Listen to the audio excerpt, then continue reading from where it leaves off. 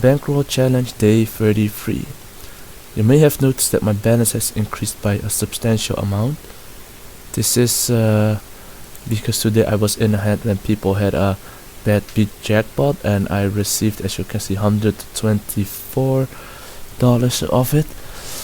I will be removing this amount from my account, but I just wanted to show you that this was pretty cool. I'll be showing that later too, and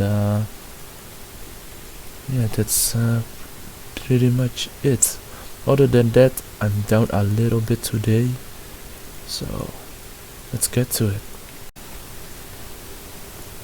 My EV graph shows that I'm down a little bit, but I've received some Cashdollar from the Badbeat tournament, the GGcares, so that gave me a bit, which made me about break even, I'd say, this last 2 days, so that's pretty alright. So the first hand is the Badbeatjackpot hand that I'm going to show you. I didn't personally join this one, but I thought it would be interesting to see. A raise from the cutoff with a 3-bet from the button.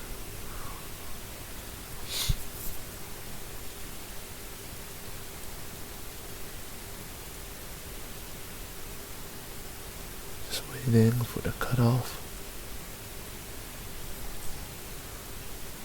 Gonna skip ahead. He's 4-betting, he's 5-betting. Both thinking, what could the other have? He's just jamming with jacks versus aces. Kinda nuts. Wanna run it 3 times. Both hit trips, he hit squats. It's pretty sick, but other than that, he really can't be winning anymore. But yeah, first one, the quads, was pretty sick, which gave us the Badbeatjackpot. Pretty great. This guy just gained 1.5k because his aces got cracked by jacks. Now this guy's getting a pretty solid amount too, so I mean, I'm not complaining. Free money is free.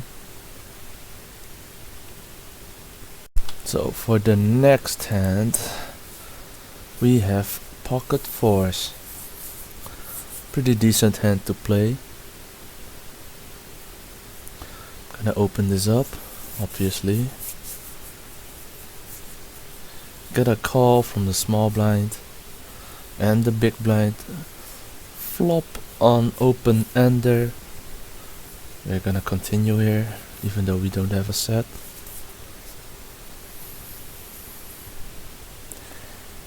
I see bet here just in case we spike an ace or a 6.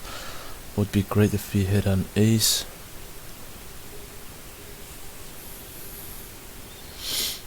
Get a call. The 2 of clubs should be alright for us. Probably they don't have any 2s in their range.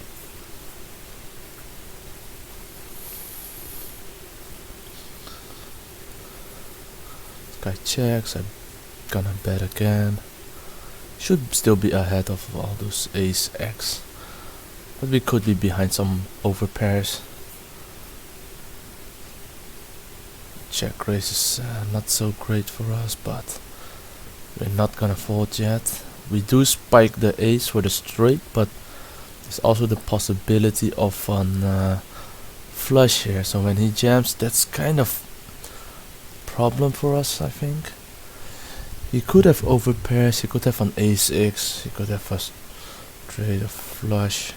I don't think he's a straight because we're blocking that, but could have a flush or a full. I'm not sure if he has any full houses here unless he has ace 2, but you know, I'm not gonna fold here anyway, so I decide to call him. And he did have a runner flush, check raising a flush there on the turn and donk jamming the river. Interesting. I mean, maybe I could have folded the turn No, I mean the river, because what's he really gonna bet there that doesn't beat me? Well, I mean,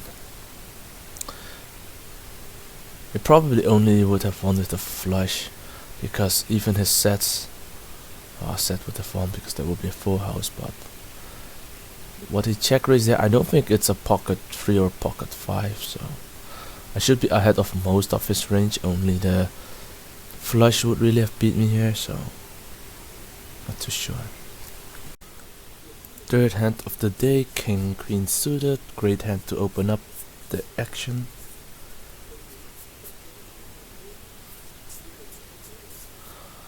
By the way, I'm playing at a higher limit because I got Cashdollar from the Badbeat tournament, so I figured I could take a shot at a higher limit, and after this I'll be playing at the lower limit again.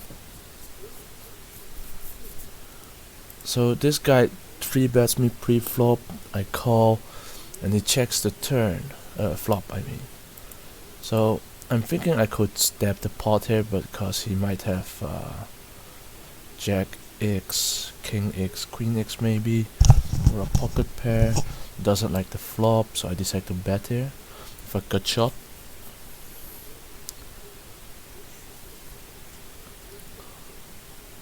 What he does now is calling there, and suddenly he donk bets here pretty big, and I'm like, what is he doing this with?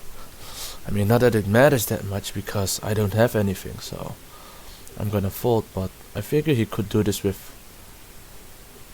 maybe an ace X that doesn't want the flush to get there, perhaps a set, and he wants to protect his hand, I think.